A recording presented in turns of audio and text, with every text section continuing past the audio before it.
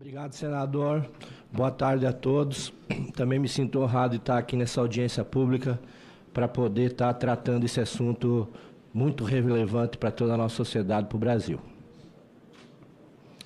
Falando um pouco só da FENAINFO, entidade de grau superior, fundada em 90, que representa todas as entidades patronais de TI, de tecnologia de informação, do país. E abaixo dela estão representadas 130 mil empresas, são mais 2 milhões de empregos gerados, é intensivo em mão de obra especializada e tem salários que geram valor agregado para a sociedade, para as pessoas, gera riqueza. O nosso setor ele é intensivo em contratação de mão de obra especializada, isso já é de conhecimento. As atividades econômicas nossas representam aí, estão lá na fatia dos 8% do PIB brasileiro. O serviço, como já colocado pelo primeiro palestrante, é transversal, essencial para a prestação dos demais serviços da economia econômica, a tecnologia. E os empregos atuais, os empregos futuros, quando vistos com os países do primeiro mundo, eles cada vez vão aumentar mais, ou seja, são os futuros empregos que nós temos nos serviços digitais. A reforma tributária, ela começa, pela emenda constitucional 132, e ela tem uma promessa, o artigo 145, parágrafo 3, senador, aonde lá se constava e se vê que ela fala em simplicidade, transparência, justiça tributária, cooperação e defesa lá do meio ambiente, colocando todos os itens.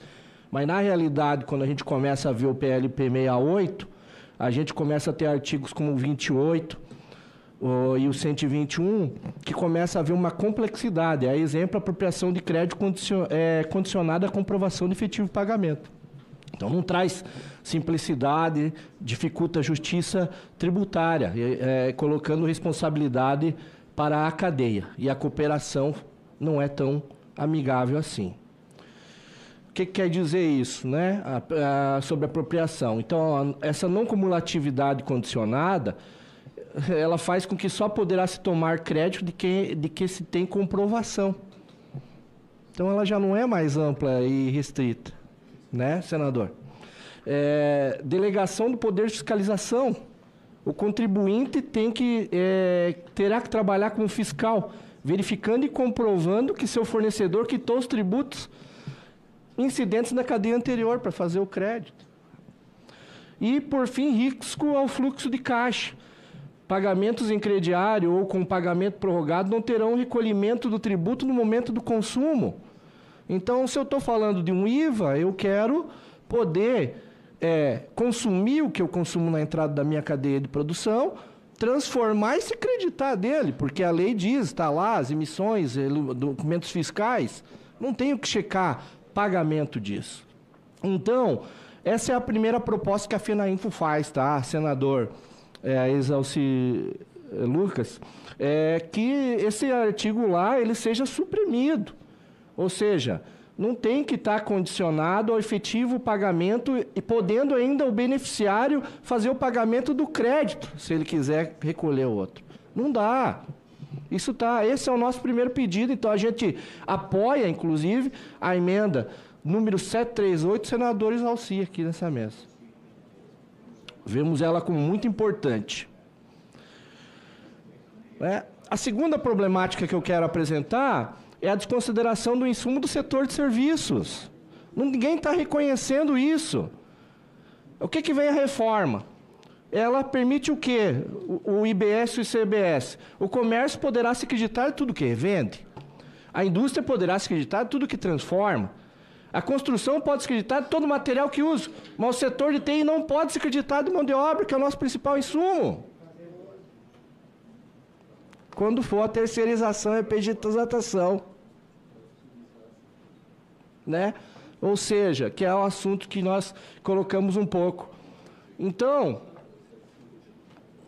eu cliquei aqui, mudou. Então, o PL 6824, ele está mantendo a oneração excessiva do setor de serviços e principalmente da tecnologia da informação, com a alíquota estimada a 27,97, que pode ainda seguir aí a mais. Então, para nós, há um descaso de se entender que o nosso principal insumo não entra. E eu entendo, nós não é um tributo a ser declarado, porque se eu tenho folha, é dentro da folha, mas que seja me dado um crédito presumido, equilibrando as cadeias e olhando a nossa cadeia nesse sentido. Então, qual é a nossa proposta, senador? Novamente, eu venho apoiar aí a FENAINFRA, a emenda 878 dos senadores Alci, para fazer uma inclusão de um parágrafo lá, onde o contribuinte de IBS e CBS, sujeito ao regime regular, poderá apropriar créditos presumidos do serviço de tributo sobre as despesas quanto à contratação de pessoal. Se for terceirização, eu já tenho. Se for folha de pagamento, não tenho. E aí a gente diz, mas isso é a parte de pagamento e tal. Nós só queremos ter um imposto dito como não cumulativo. Eu tenho um imposto, eu vou entrar, o setor de serviços o setor TI vai entrar num imposto que, na verdade, nós não vamos entrar num IVA. Nós vamos continuar com impostos cumulativos. E aí tem alíquotas mínimas estabelecidas aqui no pedido da emenda. Porque ela pode ser determinada depois lá pelo comitê gestor, que pode alterar tudo.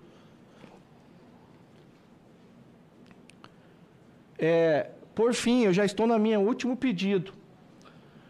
Problemática de alíquota geral, então, do TI. 28. Não tem, vocês entraram lá na cadeia normal. Mas a gente vai contra várias coisas que está sendo falado por nós, pelo governo. Perda da capacidade de tecnologia, nível de competitividade, atratividade de investimento. É óbvio que nós teremos isso. O Plano Brasileiro de Inteligência Artificial quer promover o protagonismo global do Brasil em IA, e não o incentivo da reforma tributária. E o incentivo da reforma tributária está em sentido contrário. As empresas de TI serão as maiores afetadas com a entrada da reforma. Veja bem, eu vi os contadores falando, vou pedir mais 30 segundinhos, os contadores falando, olha, nós estamos preocupados em operacionalizar isso. Tá, mas vocês entraram na alíquota reduzida e estão preocupados, porque estão preocupados com o Brasil. Quem é que vai fazer os softwares, os sistemas, que vai poder fazer uma boa reforma tributária? Que vai poder dar segurança? A TI, dentro dos contratos já existentes. Não tem como repassar preço disso. Todo cliente que contrata software, ele já tem a regularidade fiscal atribuída dentro do contrato. Aqui são outros pontos, vai afetar a parte de pagamentos, o split payment, que está sendo tão falado, né? A palavra bonita, sistema de recolhimento automático, mas que também sobrecarrega as empresas de TI.